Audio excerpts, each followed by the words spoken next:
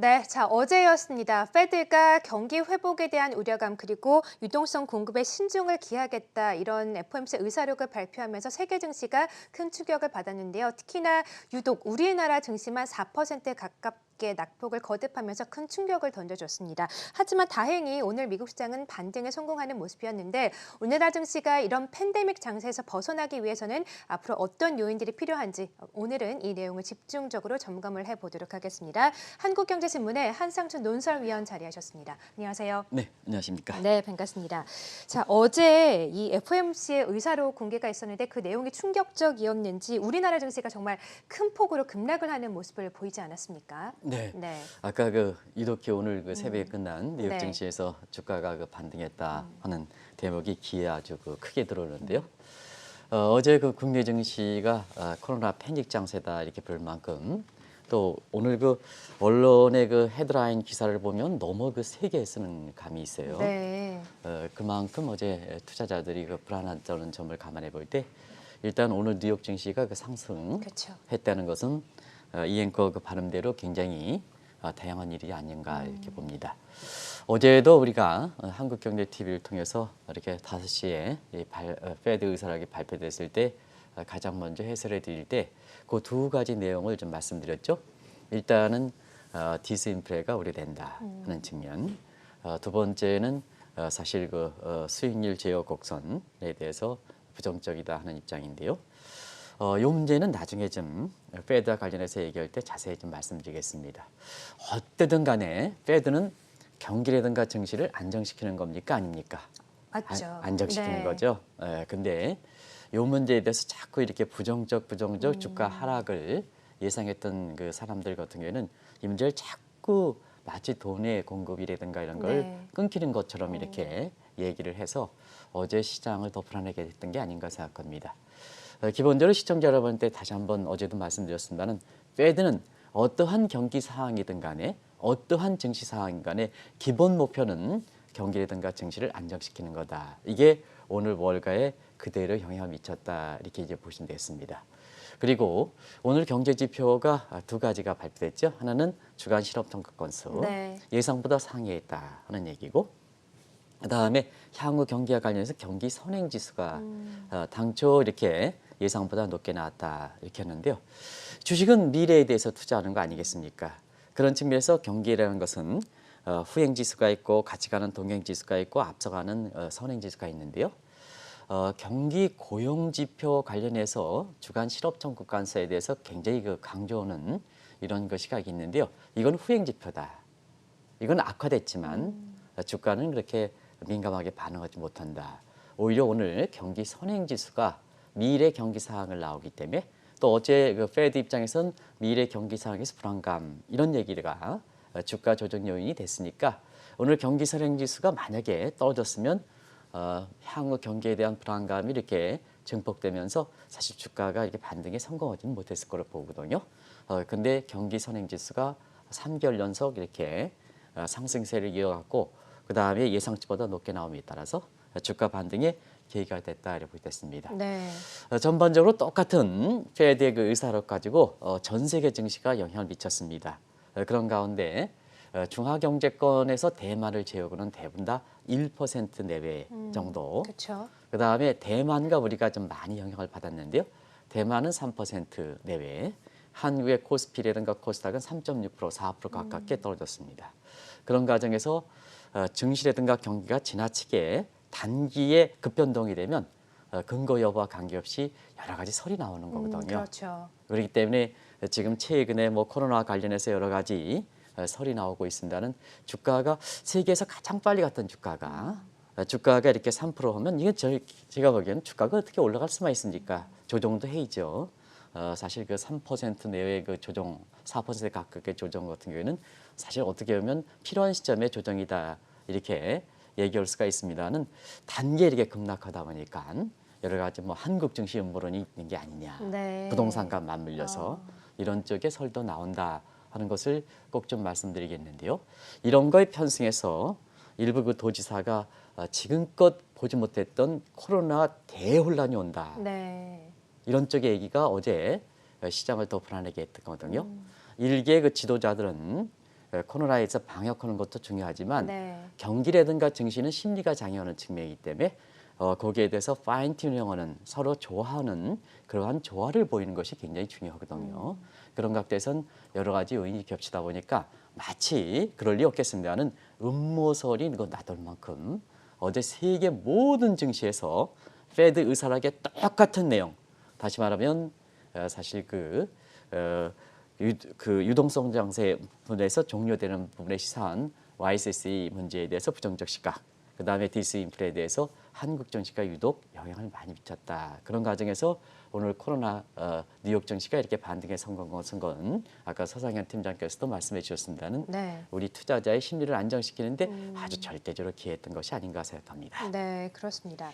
자, 사실 코로나 사태 이후에 가장 활발한 움직임을 보였던 우리 시장이었는데 지금 또 어제 급락을 하다 보니까 막연한 좀 불안감이 좀 깔리고 있거든요. 좀 이 불안감을 극복하기 위해서 어떤 확실한 호재가 있을까요? 네, 시청자분이 굉장히 궁금해 많은 점인 것 같아요. 그런 각도에서 사실 이런 대목이 그런 불안감을 잠식시킬 수 있는 근거가 되지 않겠냐 생각하는데요. 네. 뭐 이앵커도 그랬고 시청자도 그랬고 지금은 코로나 장세이기 때문에 지금 상태에서 지금 막연하게 깔리고 있는 어제 그 패닉 장세에서 확산되고 있는 불안감을 해소할 수 있는 방안은 역시 코로나 문제가 되겠죠. 그렇죠. 그렇기 때문에 지금 이번에 그 장세를 가져왔던 배경 중에 하나는 여름 휴가철이 마무리되면서 우리를 비롯해서 세계 각국들이 코로나 확진자 수가 다시 증가함에 따라서 2차 팬데믹이 우려되지 않느냐 하는 이 시각이 빌미가 됐죠. 그래서 이 문제가 어떻게 될 것이냐 하는 측면이 역시 국내 증시에서 깔리고 있는 불안감 해소 여부에 가장 큰 이렇게 근거가 되겠다라고 됐습니다. 네. 일단 계절적으로는 이거는 좀 많이 좀 이렇게 코로나 관련돼서 바이러스 전문가들이 좀 잘못 짚었지 않았냐 하는 이런 시각인데요. 애초에 이 코로나 문제가 나왔을 때는 동절기에 번창한다 이런 얘기 있지 않습니까? 그랬죠. 근데 여름철에도 번창하다 보니까 이 근거는 좀 바이러스 전문가를 하더라도 잘못 짚은 것이 아닌가 생각하는데요. 네. 어쨌거나 증시적인 측면에서 선입견으로 잡혀 있는 동절기 문제가 북반구 지역에 9월부터 들어가지 않습니까? 부터 벌써부터도 아마 이앵커께서도 요새 이렇게 긴급 비상 상황이기 때문에 고생들을 하고 계십니다는 아침 저녁으로 바람이 좀 선선하지 않습니까? 네. 이 동절기에 접어들면 사실 세계 인구의 약 70%가 북반구 지역에 사는 점을 감안해 볼 때에는 코로나가 다시 유행하지 않겠느냐 하는 잘못된 선입감, 해안 불안감. 그다음에 그동안 한국 같은 경우는 방역의 선진국으로 이렇게 됐지 않습니까? 방역의 선진국에서 지금 사실 코로나 확진자 수가 급진점에 따라서 이것이 세계에서 드는 상징적인 부정적 측면이 강하거든요. 이런 측면에서 아마 어제 주가도 떨어지다 보니까 우리 그 투자자분들이 불안감이 증폭되는 게 아닌가 생각하는데요. 일단은 3월보다는 지금 시점에서 이렇게 보면 사실 그 코로나의 그 백신 개발 문제는 국가의 위상을 좌우하고 그렇죠. 최고 통수권자 영령을 좌우하거든요. 네. 그래서 모든 지원 중에 코로나 백신 개발에 아주 집중되는 상황을 감안해 볼 때는 사실 여러 가지 좋은 얘기도 나오고 있습니다는 사실 여러 가지 좋은 얘기에 대해서 미국 증시에서 이렇게 보면은 코로나 문제 지금 얘기하지 않지 않습니까? 오늘 이앵커께서 이렇게 캐스터분이라든가 서상현 팀장에서 코로나 얘기가 별로 없지 않습니까? 근데 유독이 한국만 이렇게 코로나 문제가 나온단 말이에요. 네, 그러네요. 그만큼 코로나 백신에 대해서는 상용 시기의 상업적으로 시판 시기만 나오고 있지 어느 정도 이렇게 백신 개발이 마무리됐지 않았냐 해서 3월보다는 많이 좋은 시점이다 이렇게 이제 보시면 되겠습니다. 그래서 한 가지 이렇게 말씀드리면 우리 경기라든가 주가 지금 심리가 많이 작용하죠. 그래서 어제의 그 코로나 패닉 장세를 보일 때 물론 비교할 수 없습니다만 최고 통수권자랑 비교할 수 없습니다는 문재인 대통령께서는 국가 방역의 수칙을 철저히 지켜야 된다.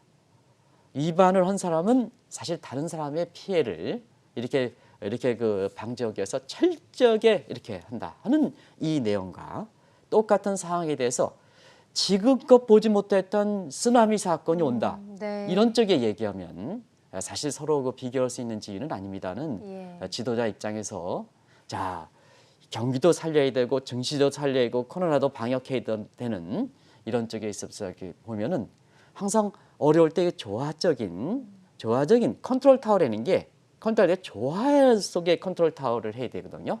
그런 과정에서 보면 사실 그 마음은 이해를 하겠습니다는 사실 그 국민의 입장에서 또 주식 투자 입장에서는 자 지금껏 보지 못한 코로나 쓰나미가 온다. 이 발언에 대해서 어떻게 생각할까 하는 점에 있어서는 아마 우리가 여러 가지로 지도자 상에 대해서 여러 가지로 생각해 볼 수 있는 이런 시점이 아닌가. 개인적 판단은 안 하겠습니다. 그런 시점에서 한번 회자가 됐던 것도 아마 어제의 주가가 떨어지는 가운데 많이 얘기했던 사항이다. 어차피 이렇게 혼란이 있을 때는 국가의 책임자급에 해당되는 사람이 어떤 포지션을 찍고 있느냐 하는 측면이 굉장히 경기라든가 증시라든가 이런 측면에 이렇게 안정시키는 데 굉장히 중요한 역할을 하거든요. 그렇죠. 그런 네. 측면에서 어제 상당히 대조가 됐던 하루가 아니었던가 생각합니다. 네, 그렇군요. 비슷한 맥락이긴 합니다만 이 코로나 백신 개발에 이어서 또 지금의 좀 막연한 불안감을 해소할 수 있을 만한 호재 또 어떤 것들이 있을까요? 두 번째가 네. 경기 문제죠. 그래서 이행커께서도 비슷한 시각이라고 그랬습니다. 네. 역시 코로나 백신이라든가 개발되면 경기가 빨리 회복되는 거고 그렇죠. 백신 개발 지연되면은 코로나가 다 벤창되면 경기가 다시 재준화되는 거겠죠. 그런 측면에서 두 번째는 이 불안감을 해소할 두 번째 근거로서 역시 경기 문제가 아닌가 생각합니다. 근데 사실 그 8월 말서부터 10월 달까지가 상당히 좀 어려운 시기라 되는 것은 지금은 유동성 장세에서 펀더멘탈 장세다 이렇게 얘기하지 않습니까? 네. 근데 이제 확실한 지표 발표가 없습니다. 지표 발표에 블랙홀을 일으키게 되거든요. 그래서 사실 월별 지표가 그 어느 때보다도 주식 투자에 민감한 시점이다. 분기별 지표가 발표이 기업들 실적도 그렇고 경제 지표도 분기별 지표니까 분기별 지표의 성장률과 같은 지표가 발표가 없다 보니까 월별 지표에 대한 블랙홀사 월별 지표에 대한 민감도가 이렇게 큰 때가 지금이다 이렇게 보겠습니다. 그러다 보니까 자꾸 부정적 얘기가 나오면 1990년대부터 각종 위기가 9월 달부터 터지게 되는 배경이다 이렇게 보겠습니다. 그래서 오늘도 사실 그 경기 월별 지표인 경기 선행지수가 미국 증시에 반등했는데 가장 민감하게 반응했습니다는 사실 시청자 여러분도 9월 말까지는 월별 지표가 펀더멘탈 장세에서 주식 투자자들의 반응하는 정도가 가장 센 데다. 네. 그래서 요 점을 참조하실 필요가 있고요. 이 시기가 지나면 10월 달 들어서는 내년도를 감안해서 각 예측 기관의 경제 전망이 쏟아져 나옵니다. 네. 그런 과정에서 보면 여러 그 예측 기관들의 시각이 올해 코로나 장세에서 아주 예측력이 떨어져서 아주 무섭게 됐죠. 지금 보면은 사실 경제 지표를 보고 예측하는 데 따라가는 정도거든요. 따라가는 정도. 증권사라든가 이런 데 예측을 보면 경제 지표가 발표하면 그때에 따라서 또 예측이 밝히지 않습니까? 네. 그래서 지금은 예측이 아니라 지표가 나오면 뒤따라간다 이런 게 정확한 표현이지 그렇죠. 않느냐 네. 생각합니다. 그런 과정에서 보면 역시 예측의 신뢰도라든가 이런 쪽의 높은 기관의 세계경제 전망이라든가 한국경제 전망이 가장 중요할 거로 이렇게 보이는데요. 역시 통계기법상 보면 실적치 대비를 전망치에 대해서 백분율로 한 절대 오차를 보면 역시 그래도 일부 그 서울대 안동현 교수님께서는 예측력이 IMF 예측력이 떨어진다 이렇게 말씀하시지만 사실 그 가장 대우경제연구소 시절부터 12개월 자료로 절대 오차를 계려면 그래도 믿을 만한 통계가 IMF 통계다 이렇게 됐습니다. 그래서 IMF 전망치가 올해 그 10월 달에 내년도에 공식적인 전망이 나오고 있는데요. 네. 이 전망치의 모습에 따라서 상당히 이렇게 향후 증시 모습 이런 것이 달라지지 않겠냐 생각합니다. 네. 그러면 시청자분께 왜 10월 얘기하느냐? 지금 당장 지금 불안한데 이렇게 얘기하면 그러면 이제 지금 한번 보겠습니다. 일부 사람은 어제 주가가 떨어지는 걸 계기해서 봐라 내가 주가가 이렇게 떨어진다고 이렇게 했지 않느냐? 예. 아름다운 조정은 있을 수가 없지 않느냐? 주가가 떨어지는데 무슨 아름다운 조정이냐? 이렇게 얘기하는 시각하고 그런 식의 편승해서 또 얘기하는 시각이 있습니다는 그 사람조차도 올해 3월 중순에 주가가 1,400을 때 주가가 더 떨어진다. 1000포인트 비트 떨어진다 했던 사람입니다. 근데 그 이후에 주가가 코스닥가 100% 이상 올라갔습니다. 한국 코스피가 80% 이상 올라갔습니다. 이런 상황에서 봐라 이제 주가가 떨어지지 않느냐. 이건 상당히 잘못되어 있다. 이런 사람들을 한번 꼭 좀 말씀드리겠습니다. 근데 지금은 어떠냐. 3월 달에는 루비니그에서가 I자형 대비의 맨 번외기가 V자형입니다. 근데 지금은 뭐냐. 자, 페드가 디스인플레라는 것은 단기적으로 경기가 회복됐다는 얘기거든요. 네. 얘기거든요. 근데 주가가 너무 많이 올랐다는 얘기입니다. 그 조정하겠다는 얘기입니다. 그래서 지금은 상황이 낫지 않았냐. 자, 비관적 시각도 경기가 회복되는 상황에서 다시 떨어지지 않느냐는 더블장. 그러네요. I자보다는 상황이 나아지지 않습니까? 그런 측면에서 보면 시청자 여러분도 어쨌거나 페드라든가 한국이라든가 그다음에 현 정부가 코로나 사태에서 경기가 떨어지고 증시를 떨어지는 것을 부추기기 위해서 노력했지 않습니까? 그러면 경기 상황은 지금 많이 개선된 겁니다. 개선된 겁니다. 그래서 3월 중순과 비교하는 시점은 잘못됐지 않았냐 하는 측면입니다. 그래서 지금 두 번째의 지금의 불안감을 좀 이렇게 줄어들 수 있는 요인 중에 하나가 경기 문제인데요. 3월 때보단 많이 숨을 돌릴 수 있을 정도. 페드가 디스인플레 유동성 공급을 대해서 신중을 기하겠다는 것은 그만큼 뭐냐, 경기는 나아지고 있는데 주가라든가 이런 측면 미스매치 현상을 이렇게 그것도 조절하는 것도 굉장히 페드의 책임이니까 그런 측면을 가져가겠다는 얘기거든요. 그런 측면에서는 3월보다는 많이 숨통이 돌릴 만큼 나아졌다. 우리나라에 보면 문재인 대통령께서도 엊그제 광복절 기념특사에서 OECD가 한국의 경제 성장률을 물론 내년에 놓고 이렇게 비교한 것은 잘못됐지만 1이 되지 않느냐, 이런 쪽의 얘기가 나오지 않느냐 하는 시각입니다. 근데 왜 이렇게 주가가 조금 떨어지는데 왜 3월 가서 내가 그때 예측하지 못했던 사람이 왜 이렇게 아름다운 조정이 있을 수 있느냐, 주가가 이렇게 이제 봐라, 이런 시각으로 얘기하는 건 좀 잘못된 거 아니냐 하는 생각이 듭니다. 그 세계가 그동안 뭐냐, 페드라든가 이런 게 얼만큼 경기 회복을 위해서 노력했습니까? 네? 그런 사람입니다. 그런 측면을 한번 시청자분이 곰곰이 따져보실 필요가 있다는 걸 말씀드리겠습니다. 네, 그렇습니다. 자, 이런 경제 지표들에 이어서 또 이번 주에 또 이슈가 상당히 많은데 민주당에 이어서 또 다음 주에 공화당 전당대회까지 미국 대선도 또 큰 영향을 미치지 않겠습니까? 네, 이번에 그 대선 46대 대통령 선거죠, 그쵸. 미국에.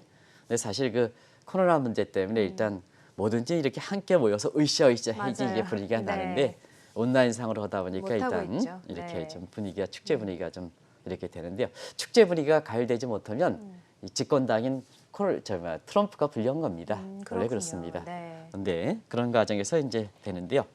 사실상 향후의 증시 모습일 때 역시 지금은 미국 증시가 세계 증시의 자원점을 감안해 볼 때는 미국에서 가장 이렇게 놓여 있는 상황이 이제 뭐 11월 3일이니까 네. 뭐 3개월도 못 남기고 있어요. 그러니까요. 실질적으로 보면 대선 전국 TV 토론에 들어가는 이런 상황에서 보면 미국의 대선 결과가 사실 3개월 후의 결과이지만 이 모습도 사실 그 정치적인 측면에서 이 불안감을 해소시킬 수 있냐 하는 중요한 단서가 되지 않겠나 생각합니다. 일단 대선 결과에 대해서 지금 4가지 시나리오가 나오죠.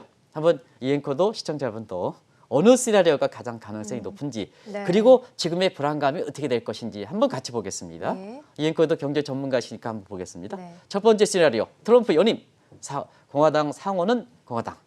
이건 현재 케이스죠. 그렇죠. 그다음에 두 번째 케이스는 트럼프 연임, 상원이 민주당. 이게 이제 두 번째 케이스고 세 번째는 바이든 당선. 그다음에 지금처럼 상원은 공화당. 네. 그다음에 네 번째는 바이든 당선. 그다음에 상원도 민주당. 완전히 교체되는 거죠. 그러네요. 그래서 네 번째 시나리오 중에서 시청자 여러분 같이 한번 보겠습니다. 같이 보면 트럼프 첫 번째 케이스 이게 가능성이 좀 어느 정도 남아 있죠. 트럼프 연임, 상원은 공화당. 현재 네. 케이스죠. 지금 이 케이스를 간다면 주식적인 측면에서는 지금의 상황에 비슷하게 전개되지 않겠나 그러겠죠. 이렇게 보고 네. 있고요. 두 번째에서는 트럼프 연임, 상원은 민주당. 가능성이 적은 거죠. 굉장히 어려운 케이스가 되겠습니다. 이 측면은 아마 증시적 측면에서 가장 안 좋은 케이스가 될 겁니다. 세 번째를 키워보겠습니다. 이젠 트럼프가 떨어지고 바이든 당선, 상원은 공화당. 이게 가능성이 상당히 높죠. 현재 네. 상원은 공화당이 있고 그쵸. 그다음에 바이든 여론조사 결과에서 굉장히 좋으니까 네 번째 케이스는 바이든 당선, 그다음에 상원은 민주당. 완전히 뒤집혀지는 거죠. 네. 근데 사실 이것도 가능성이 적다고 본다면 시청자 여러분 이 네 가지 케이스에 어느 쪽에 지금 이렇게 더 무게를 두시겠습니까? 아마 많은 전문가들이 나오고 미국의 워싱턴 정가에서 펄리데크라든가 정치 예측에 대해서 가장 정확하다는 이런 쪽에 보면 세 번째 시나리오가 지금입니다. 그래서 바이든이 당선되고 그다음에 상원이 공화당 이렇게 될 겁니다. 그럼 이제 정치적인 측면에서 보겠습니다. 예. 일단 바이든이 당선되는 것은 트럼프가 각종 말을 거칠게 해가지고 나왔던 증시의 스트레스를 줄여주는다 하는 측면에서 주가적인 측면에서 도움이 된다. 네. 그러면 자 상원은 공화당이다 하면 경우에 따라서는 민주당의 전통대로 바이든이 독주하는 것을 상원의 공화당이 견제하겠다 하는 측면에서 보면 월가에서 보면 대선 결과에서 세 번째 시나리오로 바이든이 당선되고 그다음에 상원은 현재와처럼 공화당이 계속해서 다수당을 차지할 때는 사실 정치적인 측면에서는 가장 좋은 시나리오가 전개되지 않겠느냐 지금 시청자분도 아마 세 번째 케이스에 대해서 굉장히 가능성이 높다고 이렇게 보여지는데요. 그런 측면에서 보면 미국의 더사한 결과는 첫 번째 케이스든 세 번째 케이스든 저희든 간에 정치적인 측면에서는 크게 우려할 사항은 아니다 하는 것을 말씀드리겠습니다. 네. 그런 쪽을 같이 해서 보시도록 하겠습니다. 네, 그렇군요. 자, 이렇게 미국 대선과 함께 또 미중 간의 무역 마찰도 향후 또 어떻게 전개될 것인가도 큰 관심인데 바이든 시대가 좀 열릴 경우에 양국 관계가 좀 어떻게 될지도 전망을 해주시죠. 네, 일단은 네. 지금 대선까지는 시진핑도 그렇고 트럼프도 그렇고 여기에 주력 걸 수 있는 시간적 여유가 없습니다. 네. 그래서 현재 케이스대로 그냥 간다. 그러니까 현재 케이스는 뭐냐 하면 협상의 가능성은 단절시키지 않고 협상 얘기가 계속해서 하겠다 이게 나오죠. 네, 그렇죠. 협상은 하되 구체적으로 뭐 진전시키지 않는다 하겠습니다. 네. 그러면 이제 대선 이후에는 어떻게 될 것이냐 하는 측면입니다. 근데 바이든이 되면 자 트럼프가 중국과 패권 저점에서 집권 기간 내내 그랬으니까 바이든이 들어오면 사실 미중 간에 이렇게 뭐 경제 패권 다툼은 줄어들지 않겠느냐 하는데요. 그거는 사실 통치권의 문제는 아닙니다. 권자의 문제는 아닙니다. 그리고 정당의 문제는 아닙니다. 경제 패권 다툼, 세계에서 경제 패권 다툼이라는 것은 집권당이 어떻든 간에 통수권자가 누구든 간에 절체절명의 지상 과제입니다. 그래서 바이든이 들어온다 하더라도 중국과의 경제 패권 다툼은 사실 이것이 지속이 된다 이렇게 됐습니다. 네. 중요한 것은 트럼프는 자기의 개인적인 말에 가지고 왔다 갔다 하니까 예측이 불가능한 건 거죠. 근데 바이든은 민주당은 그 법에 의해서 예측 가능하게 사실 그 경제 패권 다툼을 한다는 얘기입니다. 그런 측면에서는 두 가지만 말씀드리겠습니다. 바이든이 들어올 때는 트럼프가 미중 간 마찰이 되기 때문에 이게 줄어들지 않겠냐. 그런 잘못돼 있다. 경제 패권은 계속된다. 다만 자 정치적 측면에서 보면 그게 사실상 정치 호재가 되는 게 아니라 트럼프는 자기의 개인적 말에 의해서 예측 불가능하게 했기 때문에 그게 정치에 상당히 부정적이기 때문에 규칙과 규례에 의해서 예측 가능하게 하는 중국과의 마찰 문제, 협상 문제는 정치 입장에서는 바이든 입장에서 호재가 되지 않겠나 이렇게 보고 있습니다. 그런 측면을 이렇게 향후에 어제 그 주가가 떨어지는 측면에서 향후에 그 불안감을 해소시킬 때 어떤 근거로 되느냐 하는 측면에서 이렇게 미중 간 마찰 부분을 좀 한번 보실 필요가 있지 않냐 생각합니다. 네, 그렇습니다. 미국 대선 또 미중 간의 마찰 문제도 참 중요한 것 같은데 특히 어제 FOMC 의사록이 발표가 되면서 유동성 공부에 좀 신중을 기하겠다라고 하면서 시장에 충격을 줬는데 이 페드의 스탠스도 참 중요할 것 같습니다. 네. 페드 스탠스를 한번 보겠습니다. 네. 일단 7월 달입니다. 7월은 증시 상황이 가장 좋을 때입니다. 그렇죠. 지금은 주가가 됐습니다. 네. 만약에 9월 달에 페드 회의가 있는데 그 이후에 페드 의사록이 나올 때는 네. 7월과 같은 기조가 계속해서 유지가 될 거냐 하는 측면에서 그렇죠. 한국 투자자분들이 7월의 의사록에 대해서 가장 민감하게 반응한 것도 그 측면을 좀 염두에 두실 필요가 있다고 보겠습니다. 네. 두 번째는 일부 비관론자가 얘기하는 것처럼 미국의 페드의 통화정책 기조가 바뀌었느냐 하는 측면을 3월 임시회에서 한번 보겠습니다. 3월 임시회에서는 모든 코로나가 해결될까지는 모든 조치를 이렇게 지원을 아끼지 않겠다. 바뀌었습니까? 안 바뀌었어? 안 바뀌었죠? 그렇죠. 안 바뀌었죠? 네. 그래서 제로금리 바뀌었습니까? 양적완화 정책 바뀌었습니까? 다만 포워드 가이던스 문제에 대해서 사실 어제의 여러 가지 지적이 나는데요. 자, 시청자 한번 보겠습니다. 3월 달 모든 지원을 아끼지 않고 했습니다. 그래서 주가도 미국의 주가가 50% 이상 상승했습니다. 경기도 어느 정도 됐습니다. 그러면 지금 6개월이 지난 시점에서 보면 사실상 지금 프리엠프티브로 하는 입장에서는 3월과 똑같은 기조가 갈 수가 있습니까? 6개월 후에는 경기 상황도 좀 개선되고 주가는 예상보다 더 많이 올라갔으니까 여기에 맞춰서 조율할 필요가, 파인튜닝 할 필요가 있죠. 그렇죠. 왜 3월과 비교합니까? 네. 그러니까 이게 통화정책 기조가 바뀌었습니까? 그런 측면에서 보면 자 한번 보겠습니다. 6개월이 지난 현실에서 지금 상태에서 모든 지원을 아끼지 않는다. 이렇게 하면 자 지원을 아끼지 않으면 경기적 측면에서는 사실상 뭐냐 지금 경기가 좀 어느 정도 단기적인 측면에 살아났죠? 네. 근데 중장기적으로 살아나냐 이게 중요하거든요. 근데 지원을 아끼지 않고 지다 보니까 두 가지 문제가 있죠. 하나는 코브라 효과. 내 지원을 계속해서 받는데 경제 활동은 왜 하느냐? 그러면 중장기적으로 지속 가능한 문제에 대해서 사실상 불안감이 있지 않습니까? 그렇죠. 조율해줘야죠. 그걸 네. 조율해줘야죠. 조율해줘야죠. 그런 측면에서 어제 디스인플레이다는 걸 말씀드리고요. 네. 두 번째는 자, 모든 지원을 해서 금융에서 주가가 많이 올랐습니다. 그러면 다들 시청자분께서 야, 3월과 달리 주가는 50% 이상 올라갔다. 빵주라든가 이런 것은 거의 100% 올라갔다.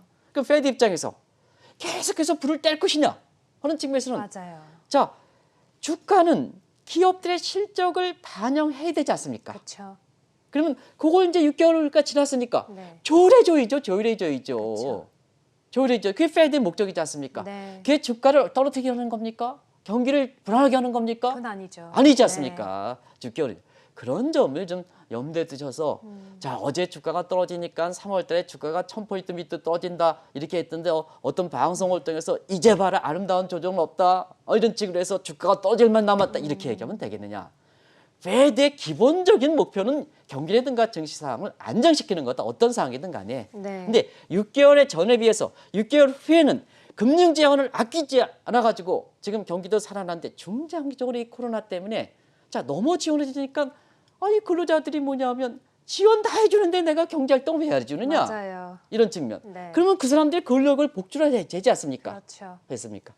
그리고 또 한 가지는 자, 경기 보는 살아나는데 주가는 더 많이 올라갔단 말이에요. 조율해줘야죠.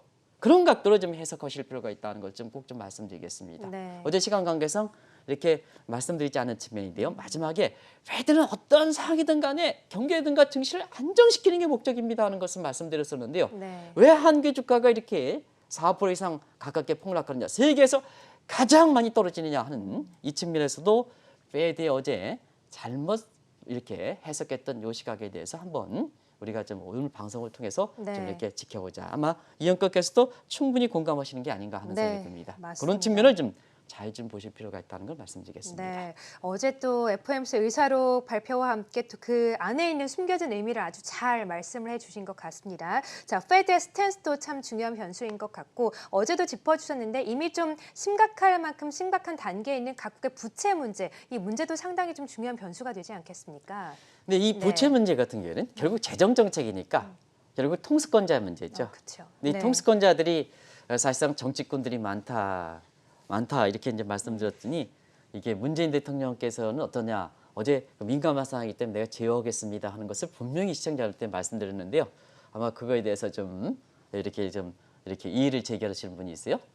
사실 그 방송에서는 다시 한번 말씀드린 정책을 띄지 않는다는 걸 꼭 좀 말씀드리겠습니다. 그런 분이 있기 때문에 어제 문재인 대통령은 빼겠습니다 하는 쪽을 공식 말씀드렸는데요.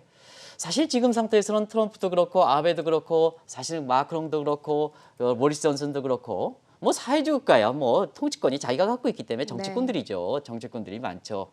그런 상태에서 보면 국민 생각보다는 자기 자신의 이익, 다음 세대보다는 다음 선거 생각하시는 분이 많죠. 이거 솔직하게 우리나라의 국회의원분들도 한번 생각해 보실 필요가 있다 이렇게 보여졌습니다. 많은 국민을 위한다 하지만 실제로 보면 국회 막상 당선시켜놓고 국회에 들어가면 다른 행동을 하지 않습니까? 그건 사실 어쨌거나 우리나라가 지금 이게 어떤 거 공정성 올바른 거 얘기와 관계없이 내 뜻에 맞으면 박수, 내 뜻에 맞지 않으면 그냥 무조건 되고 옳은 얘기를 제기한다 하더라도 하는 이 시각이 지금 것처럼 이렇게 코로나 장세에서 어제처럼 주가가 이렇게 코로나 패닉이다 해서 세계에서 가장 주가가 떨어질 만큼 엊그제까지 방역 선진국이고 엊그제까지 OECD 1위 성장률인데 자 이렇게 떨어지는 배경이 뭘까 하는 측면에서는 많은 생각을 할 수 있는 대목이지 않냐 생각합니다.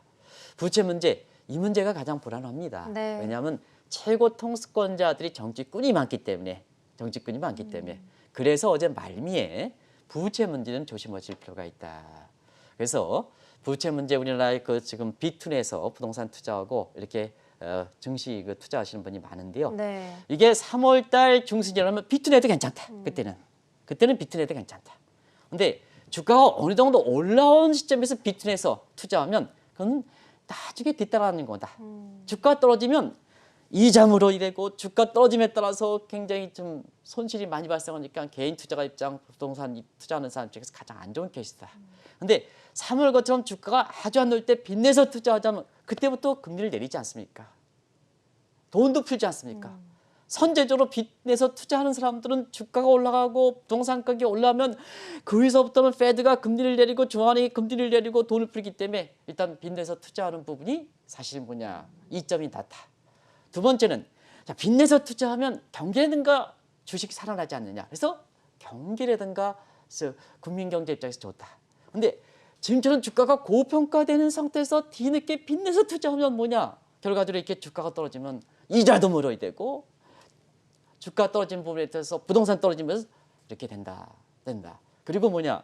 사실상 그 경제에서 보면 이와 마찬가지로 경제가 아름답게 경기도 올라간 상태에서 이게 반영되는 상태에서 주가도 올라가 이렇게 이제 선순환 관계가 되는데 너무 뒤따라봐서 조정이 필요할 때 빚내서 투자하면 경기든가 주가가 괴리가 너무 심하다니까 페드 입장에선 조율해 나갈 수밖에 없다.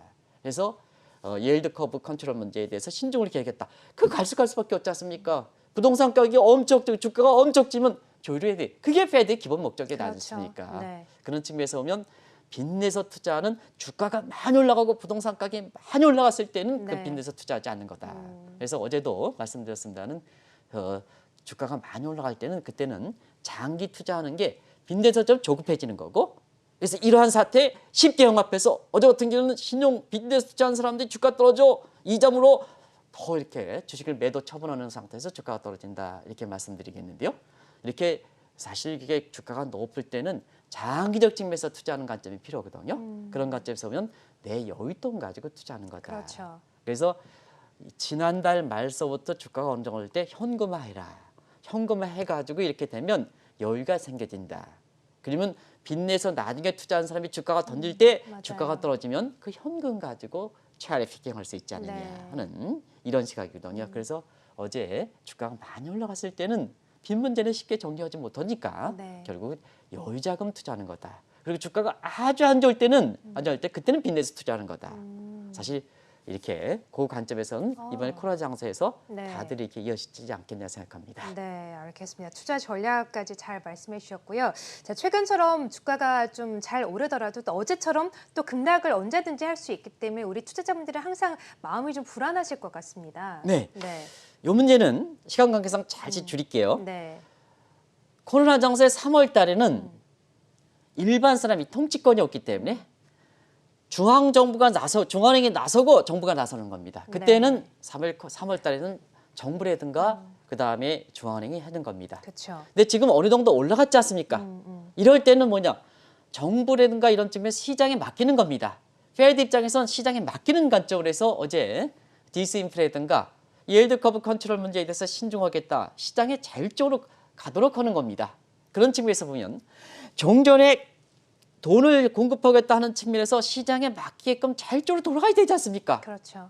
시장에 돌아가도록 하는 그래서 예일드 커브 컨트롤에서 신중을 기하겠다는 게 자연스럽게 경기가 어느 정도 살았으니까 비상국면이 살아났고 증시가 문제가 됐으니까 시장이 자율적으로 해서 가야지 지속 가능한 게 있지 않습니까?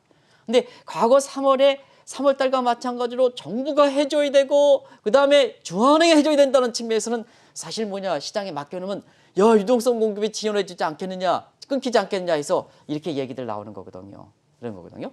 그런 관점에서 보면 지금은 시장 참여들 경제 주체들이 어떻게 이제는 경기라든가 증시를 가져가야 되는 시점인데 언제까지 국민의 세금 가지고 경기라든가 선도 기능을 하겠습니까? 그런 측면에서 보면 지금은 시장 참여들 경제 주체에 사실 자율적으로 가야 되는데요. 그런 측면에서는 지금은 여전히 코로나 극복을 위한 가독에 대한 심리가 중요하지 않습니까? 심리가 중요하니까 이때는 뭐냐? 지도자급에 해당되는 사람, 정부에 해당하는 사람, 중앙은행은 심리를 조절해야 된다. 그렇죠. 그리고 사실상 시장 참여자들은 자율적으로 스스로 자기 재산을 보호해야 된다 하는 측면이거든요. 네. 그런 측면에서 페드의 어제 제롬 파월이든가 FMC의 의사결의 결과를 좀 다시 한번 해석할 필요가 있다 이렇게 말씀드리고요.